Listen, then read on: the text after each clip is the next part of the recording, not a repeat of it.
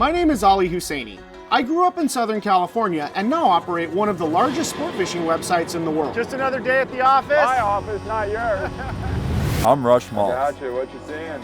Florida Keys native and career fishing guide for the past 20 years. Fish, when I come out to California, you can let me catch all the 300-pound tuna. Our passion is our profession, and we know there's more to fishing than just a catch. There's a good mark right there. That's what I like to see. He's not superstitious because that's bad luck. That's the one! We explore the people, places, and species that make up the culture of fishing.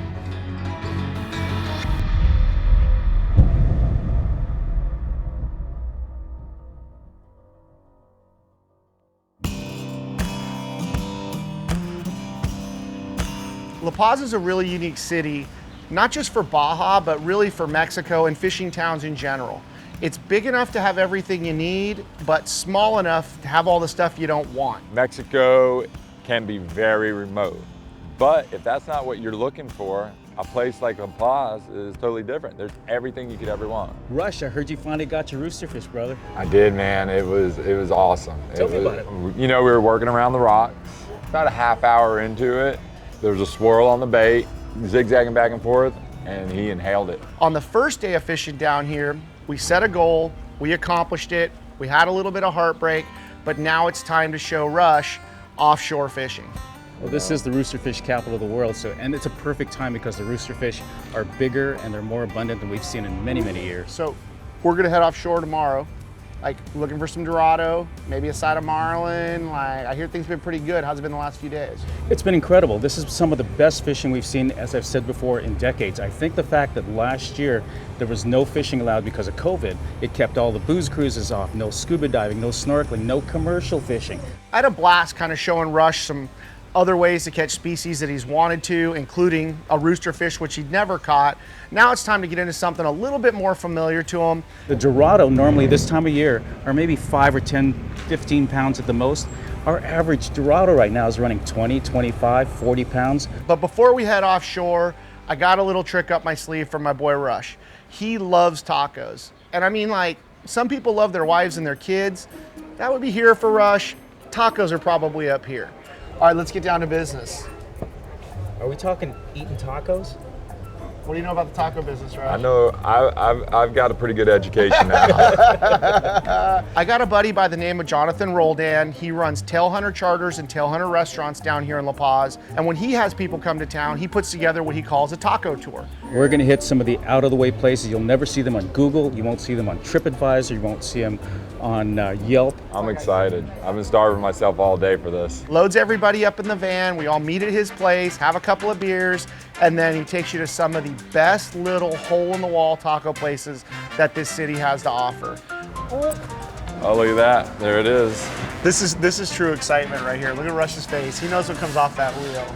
We're here at El Sabroso Taco near the cathedral in downtown La Paz. La Paz is a place where you can bring the family, you can bring the wife, bring the kids, and never run out of options. One of the coolest things that's happened down here in recent years has been a budding food scene.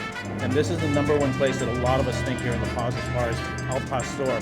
I could tell you thousands of stories about Key West. People came down to visit and never left, you know, it became home for them. See, this is more TJ style. Chopping it right there, hot, throwing it on the tortilla. Next taco stand we're hitting is called Tacos El Chino. It's on a back street corner here. Very, very famous. As you guys noticed when we walked in, it's packed with people. These are the unique things about La Paz, which in a lot of ways are really similar to Key West. SEAL Team Taco reporting for duty. Gusto verte. Whoa, look at that tortilla. The cool thing about La Paz is it's really been able to differentiate itself from like some of the bigger cities. They keep that small town vibe. Okay guys, this is stop number 3. This one has a lot of specialties. It's got cheek meat, it's got tripa, it's got costillas, which are ribs, they got carne asada. You know, there's a happy medium where they haven't blown up crazy. The locals seem to be really happy with the amount of tourism that's coming in, but they don't want to blow it up crazy. They want just enough, you know, to be able to live their life and keep their little sleepy town the way it is. Guys, looks like this is probably going to be the last stop for the night. I don't know that we can put any more down, but we've had a great evening. This is our 3rd stop at tacos here in La Paz. Really great to have you guys here. Cheers, brothers. Thank you, guys. Here's a great night. Local knowledge is brought to you by Mercury, go boldly. Penn, let the battle begin. Yeti, built for the wild. Seakeeper, once you feel it, you'll never boat without it. Bubba, the ultimate lifestyle. Seagar, the inventor and perfecter of fluorocarbon fishing lines. Nomad Design, crafted by experience. And by bdoutdoors.com. So this is different. You're not going to be bringing fuel down in 55-gallon drums? Oh no, we still do that here. Oh. But no, there's a fuel dock. You know, when Rush thinks of fishing, he thinks of being in a center console or an open boat. When I think of fishing in Mexico, I think of yacht fishing. And while I'm not a yacht guy, it just facilitates the adventure that I'm after. I mean, dude, this is a perfect boat for what we're gonna do down here. What's up, Chris? Morning. How are you doing? I've known Chris for years and years and years, and in recent years, Chris has helped us maintain our boat in La Paz. Anything you want me to get ready? I think we're pretty much ready to roll. We'll just grab some dock lines, fire up the mains, and get out of here. I've been on a few trips already with Chris. I mean, Chris has got this place dialed. He grew up down here in Mexico. La Paz is basically my hometown. I consider it my hometown. I grew up here, I went to school here, I've lived here for several years. And I think what keeps me here are the tacos, one, but the fishing's really good, and there's a lot of outdoor activities that we enjoy. All right, so check this out, Rush. You see that float right there? Uh-huh. That's a fad that the local fishermen have set up just for sport fishing. So it's basically like the fads in Costa Rica, but on a smaller scale. We're in about 180 feet of water, anchor at the bottom, and then they put either a giant float and or palm fronds hanging off of it. So the great thing about La Paz and the fishing is that we have a huge variety of fish, and people ask, like, what's the best time of year to fish here? There really isn't a better time than another. It just depends on what species you want to catch. So this is a channel in between these two mountain ranges, Yeah, right? in between the big island here, Soralvo, and then the land here, this stuff all kind of chokes down, and you can catch anything from a tuna to a black marlin to a mahi to a striped marlin to a sailfish. I mean, pretty much everything. Oh, and they got roosterfish right over there, and you know what I mean? Like, this is a really, really good area to fish. You know, a lot of times when we're fishing, the real key is to get in those binoculars and find life. In this case, it's a little bit different. It's structure fishing. This kind of structure is tied to the bottom, and it's a fad. And fads are fish attracting devices. What do you want me to start with down there? Some Live live bait. bait, Let's some just live bait hooks? do pretend it's a kelp patty. So Dorado fishing here is our bread and butter. It's a really cool species. They get big. They're very colorful. They jump. They're fun to catch. And Oh, I feel like I'm bit. Oh, nice one. nice. Whoa, that didn't take long. Whoa, Did he you pulled lose the hook. him? He pulled the hook. No, big one, huh? Mahi fishing for me is a little different than it is here in La Paz. The first thing you're gonna notice is you're not gonna be looking at the shoreline when we're Mahi fishing. We're offshore. Usually a minimum of 15 miles would be our starting point. It was a good one. Oh, there's a good one back there. There's a good one back there. 20 pounder. Yeah, that's what I was gonna say. It looked like a 20-pounder. Right there. It's coming to your bait, Chris. Here it's a little different, you know. Chris and Ali, they're working along the shoreline because the bait is getting pushed up against these mountain ranges and against these rocks. And it's pushing in and out. And that's where those fish are traveling. That's not. It's over here now, over here. Now it's coming to your bait, Chris. Coming to your bait. One of the things I really love about Mahi fishing is the fact that you're always hunting. You're always on the hunt. There you go. Oh, There's a better nice one. Better one. Nice, Chris. Nice. That's a a real good one. one. Oh, there's another nice one here next to the boat, Rush. You got another one? Yeah, like 12 or 15 pounds looks like. I'm not gonna worry about him then right now. Nice fish. Really? Oh, look at them blowing up now. They are one of the most prolific fish in the sea. They grow at an amazing rate. If I remember the story, they double in size every day for like their first 30 days. Now, is this the time of year you guys start catching your bigger fish? Yeah. Yeah, typically July, but the water's really warm early this year. All water dependent, water temperature much, dependent. They are just carnivorous eaters that have an insatiable appetite. They jump, they're cool looking, definitely very unique, and they taste good. Nice fish, Chris, man. That's That's a good one. Whoa, That's exactly what like we're a looking for. missile. The cool thing about fishing in La Paz for Dorado is that you can go a mile or two offshore and get into big fish, little fish. You have big schools of fish. Depending on the time of the year, you know, the Dorado fishing here can be really good. 30 pounder or bigger? Yeah. You look nice. I don't want to, it's so green you can't tell how deep they are, you know? I know, it is green in here. Really green. They don't seem to be minding. You about ready there, Rush? That is a good fish. So what I'm gonna have you do, buddy, as soon as he gets close enough, I'm gonna have you back up in the cockpit a little bit for me, all right? Yep. You know, mahi fishing is mahi fishing. It's a great fishery. It's a great fish. Colorful, pull like crazy, and at the end of the day, you're taking home something great to eat. He's definitely a taco candidate right there. Full burrito, possibly. You can make all kinds of stuff out of that guy. You guys can talk about that as soon as you got a gaff in them. We'll get him right over here. Ready, Rush? Ready. Oh. All right. All right! He took off, right? As I went to stick him.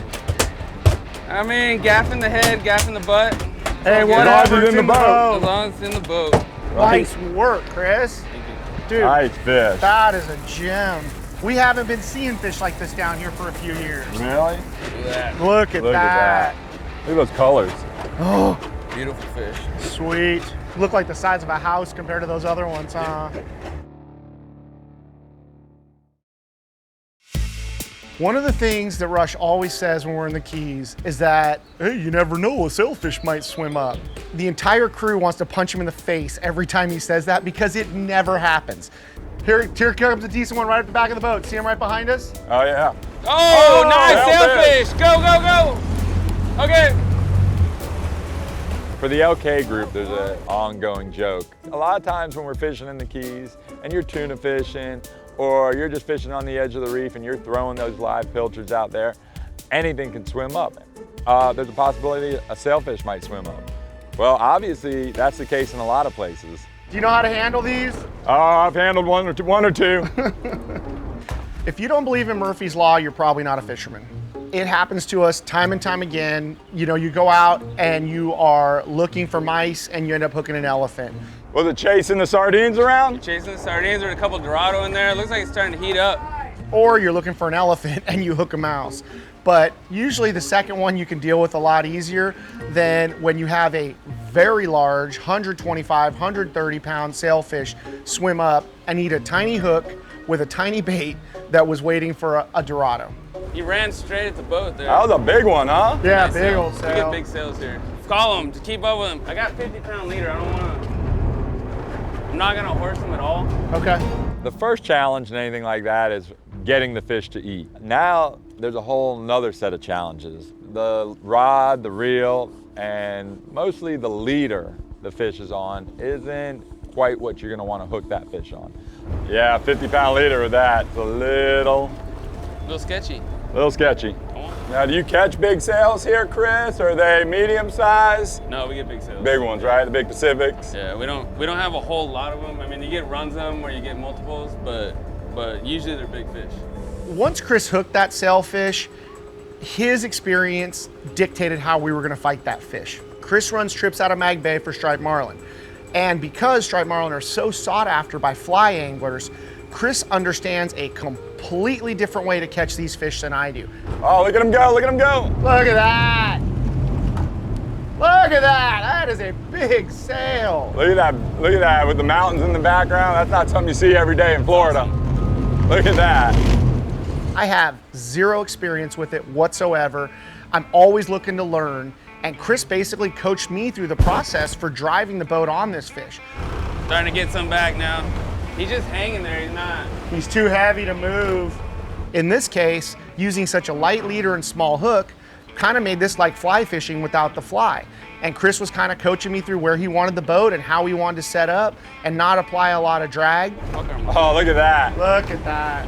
That was awesome. Did we catch all our sailfish back home on 50-pound and 40-pound leader? Oh yeah. The first thing that's gonna come to my mind when we hook a fish on that lighter leader with that small hook is, okay, where's that hook set at? Let's spin on him, Ollie, and make some line back.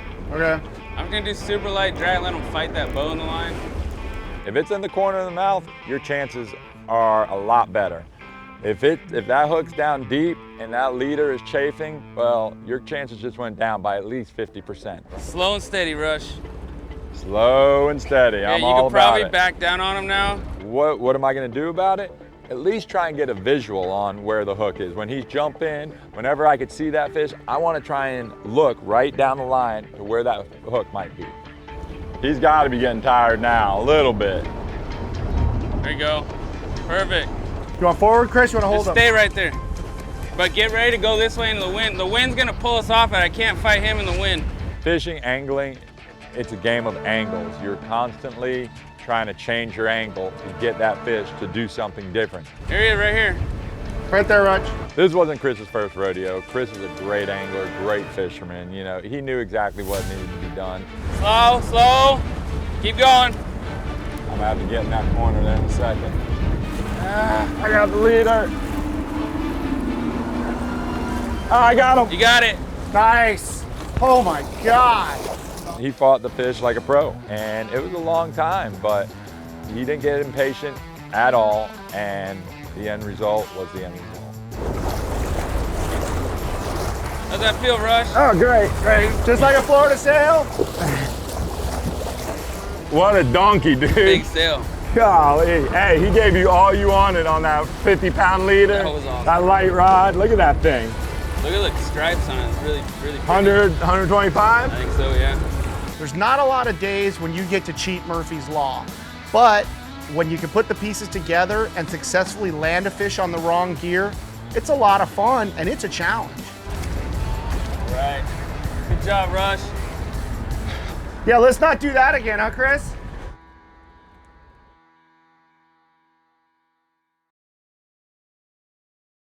Local knowledge is brought to you by CV Boats. Lead the way. Costa Pro Series. See what's out there. AFTCO. Any fish, any water. JL Audio. How we play. Casa Vieja Lodge. Experience 5-star angling in tropical Guatemala. Taco Marine. Troll the Edge. Sat Fish. The science of being lucky. And by the Saltwater Angler Key West. The day had already been a success. I mean, we went offshore fishing. We had already caught a bunch of mahi. We had a sailfish swim up, caught the sailfish. Can't really ask for a whole lot more. Think so.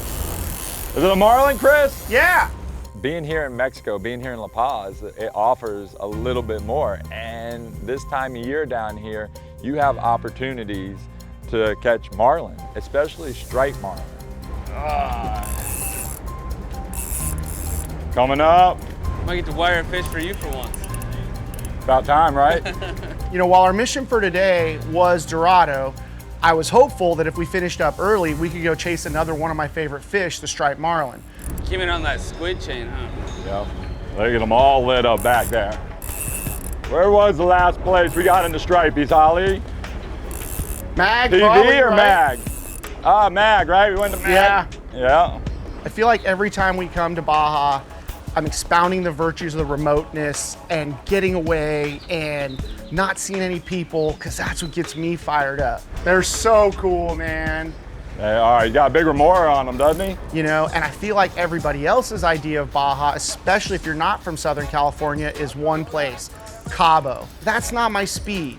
You know, in recent years, I don't have as much time as I used to, and it's really nice to kind of combine the two things that I like. You know, I like to fish, and I also like to come back at night, get some dinner, or I like to keep a boat in Mexico so that with a moment's notice, I'm an hour and a half away from going fishing. A little variety today, huh?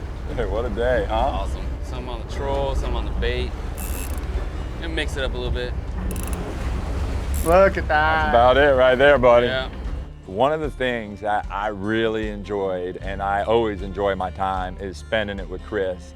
Step back, let Captain Kreese do his thing. You know, we have a lot of things in common. We kind of grew up in a lot of similar ways, and Chris is a guy who I really respect. The guy is as fishy as it gets. Let me know when you got it. I can't see now. Got him? Just about. Look at that. I got him.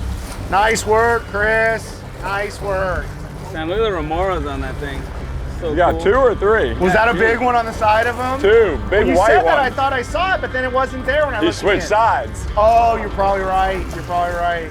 Dude, I love striped marlin fishing. I didn't like it when I was a kid. I didn't like the trolling and all that. And now, man, I love it. La Paz is one of the few cities that really lives up to its name. In Spanish, La Paz means the peace, the city of peace. What do you think? Should we let this guy go? Yeah, man. Let him go. He's been good to us. Been good. Good job, Rush. Awesome. Nice Chris. work, guys. Dorado, Nice work. sailfish, marlin. What do you guys think? Back to the dock for some cold ones? That'll do. Paz is really a chill town with chill people that is right on the Sea of Cortez, that has a major airport. I mean, it's everything you could want. Coming to La Paz really opened my eyes to the fact that, wow, this is a great spot that I could actually bring my family, my 2 kids, my wife, me and my son could go out fishing all day. In my opinion, La Paz is the perfect mix of a little sleepy fishing town with all the infrastructure to make it a great tourist destination.